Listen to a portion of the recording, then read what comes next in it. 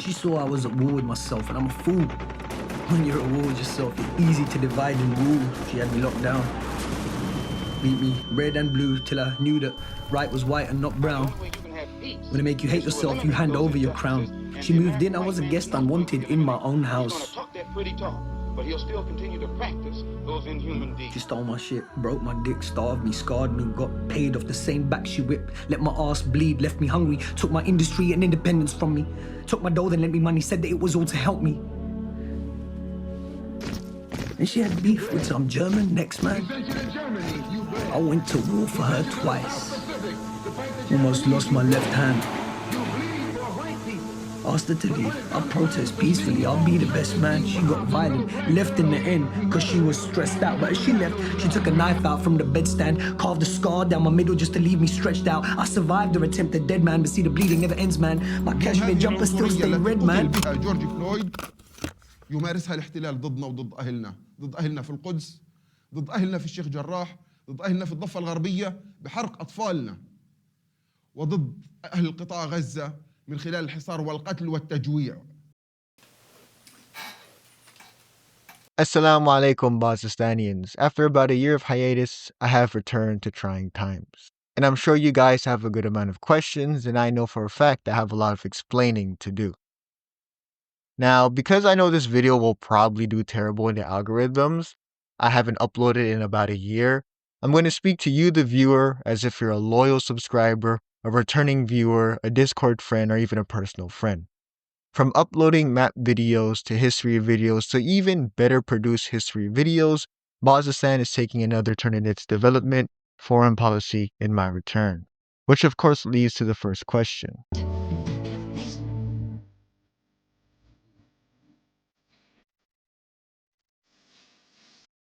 Well, to be blunt, it was due to two factors, kinda three. The first factor is that my main computer for editing and drawing has aged beyond its limits. It couldn't keep up with the quality of work that I was putting out, and I almost didn't even upload the last video due to the fact that my PC would crash at 80 to 90% when I was exporting it.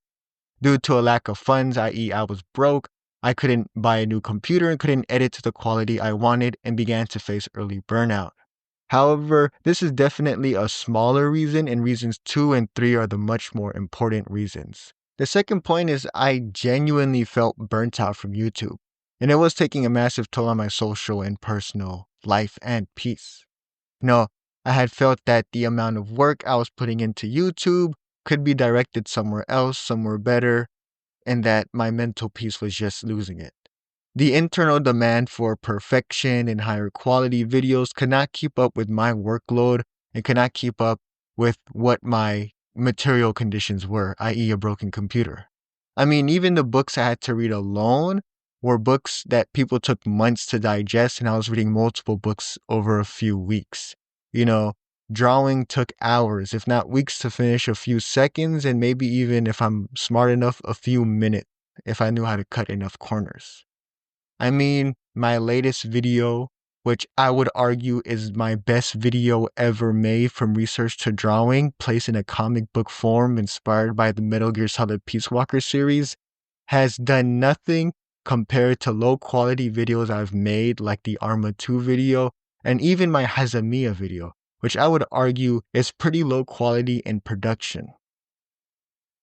That being said, I am sure if I had continued on this road of just YouTube history, Salafi jihadism stuff, I would have broken into popularity. That is a niche well that has not been touched. Yet, I just didn't have the ability to create the content at a level that I felt good, nor did I feel like I had a team that were competing with other big YouTubers that had teams. And within this negative loop of me working by myself, locked up in a room, I felt terrible and kind of clocked out.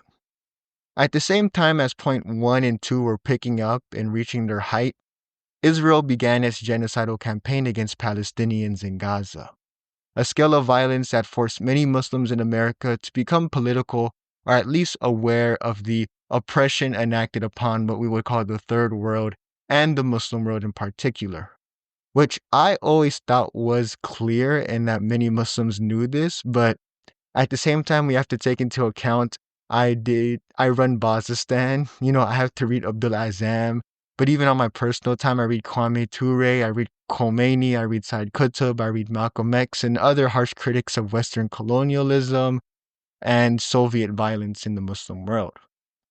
Also, guys, Black, y'all, and I'm black, y'all, and I'm blacker than black, and I'm black, y'all, and I'm black, y'all, and I'm black, y'all, and I'm blacker than black, and I'm black, y'all. I'm blickety black, blacker than black, I'm blacker than black, yo, because I'm black and I'm back. Yo, I'm black and I'm black, y'all. And history of Black Islam in America started off with the slave revolt by Wolof Muslims in 1521 at Santo Domingo, where their goals were to kill all the white Christians of the island. That is the introduction of Black Islam into the American continent. Likewise, Islam was also adopted in Black Harlem in the 1920s as a form of pushing against white supremacy and giving a sense of Black pride. Malcolm X is within this tradition that every single Muslim I know, Sunni, Shia, Arab, non-Arab, Black, white, agree with.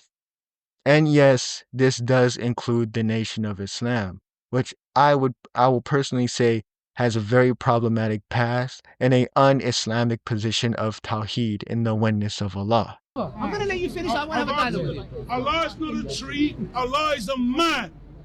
There you go. Can you check this out? I would have been. Allah is not a tree, but he's a man. What's the difference? Why not tree but man? Why not tree but man? Why not Anybody tree got but a man? question? Thank you. Like Allah says in the Quran, when truth comes, falsehood perishes. I'm asking a simple question. Allah cannot be a tree, I would have been, but he can be a man. However, it does include Malcolm X. And Malcolm X's legacy doesn't end with Malcolm X.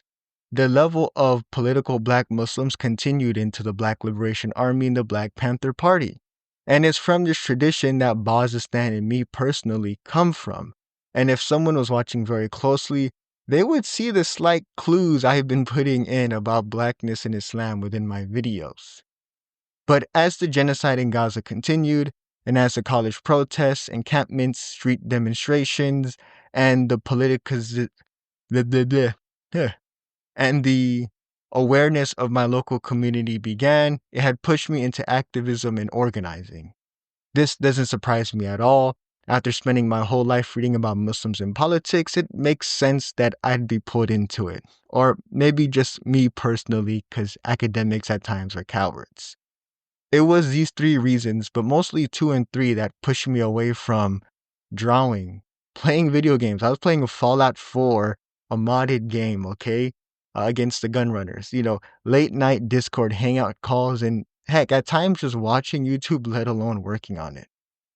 I'm not saying this to present myself or my abandonment of Bozistan as a noble endeavor or noble person. It was multiple reasons that all bled into one. That's something you learn when you study history a lot. And as of now, I'm simply blessed by Allah subhanahu wa ta'ala that I had the intelligence and the ability to help Palestinians in a cause that is so clear, truth versus falsehood. But this leads to the question, why did I return? Okay, in the middle of filming and editing this, it just dawned on me. I have a looking gun over here. This is airsoft. It's fake. It's fake. It's fake. This is not a Abu Musab al-Zarqawi video. This is fake. Orange tip. Orange tip. Okay, it's broken, okay? Let's get back to why did I return now? I returned for a plethora of reasons. In my time as a very new Muslim organizer, I'm willing to say that the Islamophobia and the attempt of the moderate Muslim position that held very strongly after 9/11 has worn off with the new Muslim community. Every Muslim alive or born immediately after 9/11 knows what I mean when I say moderate Muslim and Islamophobia gripping this community. Muslims prior to this genocide and post 9/11 had really threw themselves into American exceptionalism and assimilation. Praying all night, I swear I've been bearded all my life. No, I'm not a terrorist. No, I'm not a terrorist. I'm telling you I'm innocent, and I don't know a terrorist. I'm a Muslim man. Criticism of American foreign policy and the slaughter of Muslims, especially in Iraq and Afghanistan, but elsewhere, were closed-door discussions, which even at times would still get you arrested by the feds or socially isolated, like in the case of me. Calling for the liberation of political Muslim prisoners like Imam Jalil al-Amin, may Allah liberate him, and the Holy Land Five, may Allah liberate all of them, and even the acknowledgement of the right of Muslims to resist occupation, whether it's American or Russian or whoever, could have the FBI lock you up or at the very least investigate you and face social isolation. And in my opinion, it was a disaster for the Muslim American Ummah. At a time where we should have pushed back against the rise of American imperialism or neo-imperialism or whatever terms we want to use against our fellow countries, we were targeted and our backs were broken, and I'd argue our minds were mentally colonized into trying to assimilate into America.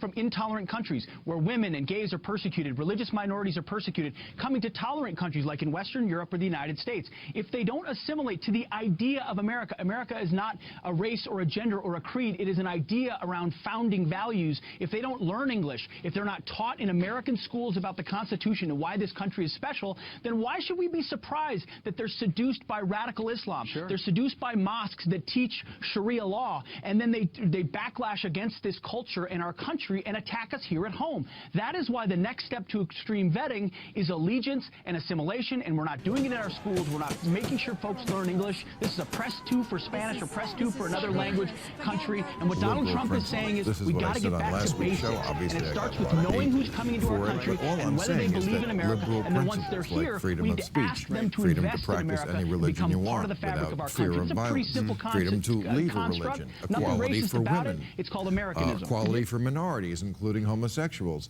These are liberal principles that liberals applaud for. But then when you say in the news, you don't realize that college campuses erupted with the kids demonstrating for Hamas. They are in with the terrorists. They were for the Palestinians. Well, it's sort of the same cause. Why, are you? I'm on the side of the kids. Yeah, that's easy to say. However, since October 7th and the genocide in Gaza, the contradictions of this reality of trying to be a Muslim who doesn't care about the Muslim Ummah outside of America, or heck, outside of your city, has become clearer and clearer, and it's breaking down.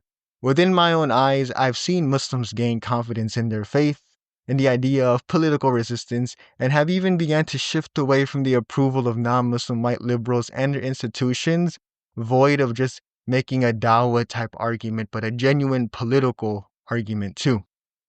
Within this new breadth of Muslim political life and culture, I want to add to it wherever and however I can, how small or how big it will be.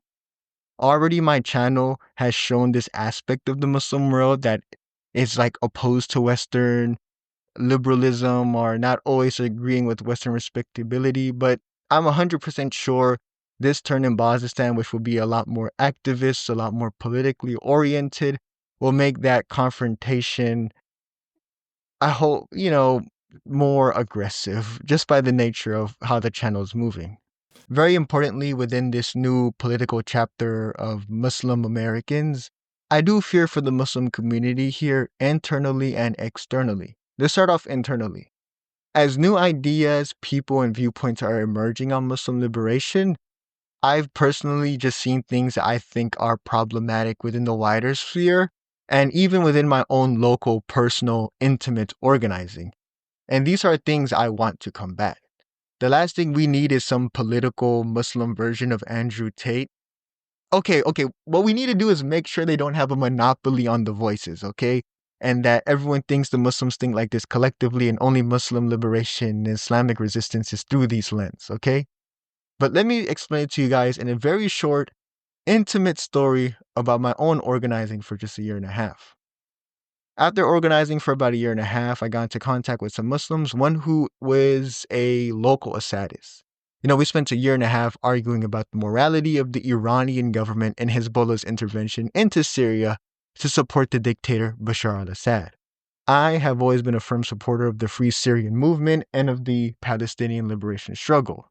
And these discussions were intense. And within these discussions, I had been insulted straight up multiple times. No fluff, straight up being called derogatory terms and being called a Zionist. And I didn't return these insults because I'm like, we're Muslim organizers. We have to have a level of respect. And this person saw it as weakness, and it only invited more insults. This sadist would call HTS and the FSA Israeli-backed Takfiri, anti-Shiites, pro-America, the whole thing. Julani, as they said, right? And this person would allude, if not outright say, I was a part of that. I'll never forget at one point, me and this sadist was having an argument about whether or not Bashar al-Assad gassed his own people. And I'm going to quote exactly what they said. Isn't it kind of weak that they, the Syrians, went to war against Assad with guns and all that, and then started crying on TV and crying to America when they started losing? Isn't that kind of weak, and I'm quiet right now because that viewpoint is disgusting, and it shouldn't even need a reply. Yeah. And funny enough, when the Free Syrians from Daraa stormed Damascus from the south, and as soon as Assad began to flee, I think the night of, I told this sadist, after 1 year of publicly supporting Bashar al-Assad and doing war crime denialism for him, I guess that's something you have to stand on. You supported Bashar al-Assad in his crimes. You justified it, and you also insulted many of the innocent Syrians in the Shuhada of Syria. To which they simply replied, you act as if supporting Bashar al-Assad is an insult against me. I have no problem supporting HTS now, before they started laughing in my face. This person then tried to publicly humiliate me within all of their activist circles and tried to say I'm a pro-Israeli Zionist, dumb, stupid Sunni jihadist, ISIS, Al-Qaeda supporter. They did this at the same time while hiding the fact that they have no problem supporting HTS in the future. And that experience really changed how I wanted to attempt dialogue with problematic entities within the Muslim community. If you suffer silently, people will think that you weren't suffering. So be loud about it, And I should state, many of these voices are loud already within the Western Muslim anti-Israel Palestine liberation movement. Assadism is rampant at the moment. And I think it's important for Muslims that we don't allow these voices to command and steer our discussions.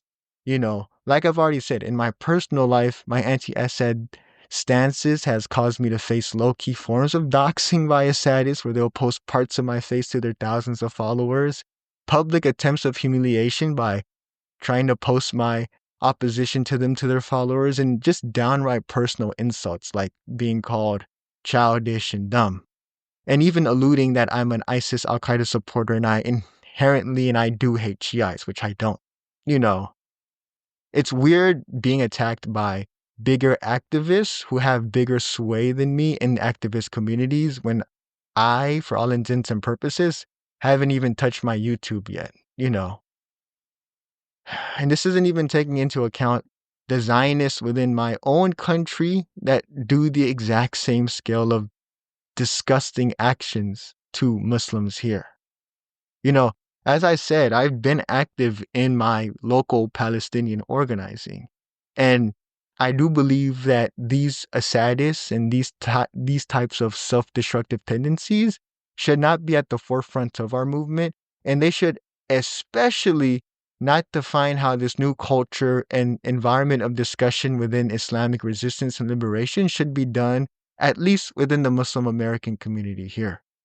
For all the BS these types of Muslim organizers have done to me, which has kind of chiseled me a little bit, I still choose to continue to organize within the Muslim community because in private, I've won a lot of people's opinions within these circles. For me, social media and all this is pretty small. When I die, I'd like to have a lot of people at my graveyard and not die and have no one claim my body and I'm tossed into ash. And I should say, this is not done to spite these people. In private, I've tried to amend these people or curb these self-destructive tendencies, but it's ineffective and it feels like I'm talking to a wall. And honestly, I think that's by design with some of these people and not by accident. Why should they listen to an idea they don't like or respect? Especially if no one knows about it, and especially if they already have their own sway. So this is a factor in my return, to make sure that the growing political Muslim discussion and community here is not dominated by a single voice or dogmatic viewpoint, and that we are able to tolerate each other and not tolerate the BS that I've gone through. And to also give Muslims who want to push back against the sadism talking points. For Muslims who are now becoming political, they have to recognize these self-destructive behaviors before it cannibalizes the movement within, and we'll have a lot of burnt out people who wants to be apolitical again. Inshallah, bi'idhnillah, by the will of Allah, I'll be able to help create this culture of trust, create this culture of respect and disagreement between each other, and allow for a diversity of opinions and not what I would argue borderline bullying. The two final things that also pushed me into restarting Bozistan was the fall of the tyrant Bashar al-Assad and the arrest of Khalil Mahmoud and the crackdown against Muslim visa holders in the United States. In my opinion, the toppling of Bashar al-Assad is a major development within the Arab world in particular and the Muslim world in general, because what I see or perceive as a popular movement from the Arab Spring has taken power of a country outside of past government institutions and structures, and also have secured itself without the fear of a military coup, something the Muslim Brotherhood could never deal with for some reason. In this case, they did it by destroying the whole military system. Now, this isn't me saying Salahuddin and Jolani are like together. Jolani, Ahmed al-Shara, is a simple Muslim leader who's been given a very important task. I do think Syria, though, is important to the wider Muslim and Arab world because what it shows is a Muslim government created as a direct response to the Arab Spring and October 7th. And the claims that Syria is a Zionist plot, in my opinion, are useless, fruitless discussions. And I feel like the moment that Syria begins to stabilize itself, it will be a second step in breaking this oppressive status quo of the Muslim world. I'd argue October 7th was the first one, and everything else will come from October 7th. Now, I simply just want to put my analysis and my own breakdown of these past, current, and future developments. Already in this case, I've been accused of being a Zionist propagandist, and also been accused of being the most hardcore Al-Qaeda ISIS guy, which, depending on who you ask, they might just be two sides of the same coin. Funny enough, I've had many people say I should open up a YouTube. I should do a Substack. I should do something online, have a Twitter. I do all that. And if you know me personally and I gave you a link to this video, hey, I'm a very humble person. But even by then, 4,000 subscribers is not a lot of subscribers. The second thing that pushed me over was the arrest of Khalil Mahmoud and the crackdown of Muslim activists in my country, especially by revoking their visas and trying to arrest them on supporting an FTO, Forest Terrorist Organization. As a Muslim who grew up in that post 9/11 era, I don't ever want to return to it. And I firmly believe that Muslims should show that we're not going to return to that. And I think Muslims won't return to it for the most part. I want to help in that process. In my opinion, America is on a road to fascism and self-destruction, and Trump is simply the first step in that. And I feel like the Muslim American community here will be pulled into that violent death spiral. Everyone in America will, if we don't find a way to combat this authoritarianism. Likewise, as the current status quo of the world begins to shift and change, and we see the genuine formation of a multipolar world, by the will of Allah, hopefully my analysis and my understanding will allow Muslim Americans here to engage within their local communities, within their wider communities, and within the wider world and the Muslim world.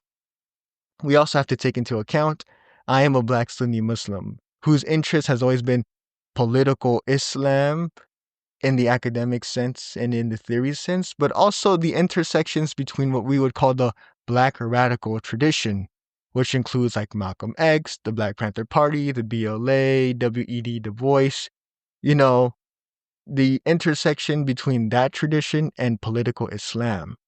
And I'm using the term political Islam very widely. To a certain extent, the nation is somewhere in there because it did help propel figures like Malcolm X, rahimahullah.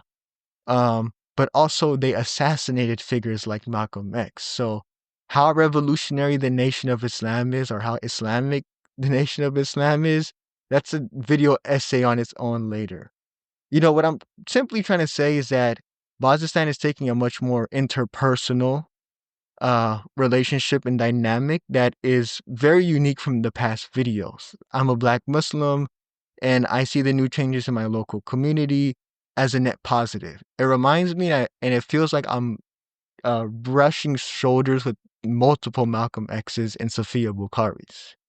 You know, and hopefully within these conversations, it could bring in wider and especially non-Black Muslims who are feeling this very strong political sense. So with this new change in Bozistan foreign policy, I think it's important to say that Bozistan is not a dawah channel. I'm not here to give dawah or convert people to Islam. The goal of this channel is mostly to open up dialogue within the Muslim community about how we could help each other and understand the developments within our community and how we could talk and tackle and discuss about topics, whether it's a Marxist criticism of the Western world or a Sunni Islamist criticism, a Ikhwani criticism, a Salafi jihadist, a Khomeiniist, a Sadarist. I think allowing for that diversity of discussion is important, especially as the Muslim political world begins to shift and change. The Muslim world is always evolving, and I think so should our political awareness and understanding at the very least, and analysis if it really comes down to it. You know, the teleprompter is going slower than I'm talking. I think a part of this channel is simply to give these Muslims a starting point where then they could build off these discussions and criticisms and things of that sort. You know, Islam, Muslims, and politics is a very huge tree. Whether you want to talk about the Islamic socialists, the Salafi jihadists, the Medkhalists, which they are a political movement, they're just very pro status quo. Whether it's Veliatul Faqih in Iran, and I have a lot of criticism of Iranian resistance to America. Malcolm X thought, I have no criticism of that. And that weird Iranian Marxist cults are even Islamic ANCAPs. I know an Islamic ANCAP, Sudanese guy. You know, I think the goal of the channel is just to let these conversations begin. At the end of the day, the viewers will decide what sits well with them and what sits well within their Aqidah. And from these discussions, we can see an evolution of Islamic and Muslim political thoughts and beliefs, and areas where we might have been blind to, or areas where we could sharpen our criticism. You know, so hopefully this is a good endeavor. Hopefully I'm not put into hot waters. Inshallah, whatever mistakes I've done, I hope the viewer could forgive me. I hope Allah subhanahu wa ta'ala will be merciful to me about that. And wherever I'm successful, I hope the viewer runs with it. And I hope Allah subhanahu wa ta'ala gives me good deeds and to erase the sins that I have done. Ameen. To all the Bozistanians who are still out there, hell yeah, bro. You and me together. For anyone who's new to this ride, have sabr, have patience. It's gonna be a lot of learning on my end. But thank you very much. Assalamu alaikum wa rahmatullahi wa barakatuh. يا جنود الله سيرا واصبرا صبر الجميلة إن نصر الله أتى. That's all the Arabic I know right now. يا جنود الله سيرا واصبرا صبر الجميلة إن نصر الله أتى. Something, something, something بينا قدمنا. I'm gonna stop. Sorry to all the Arabic speakers, especially the Syrians who heard me butcher your Shami Arabic. I'm sorry, okay?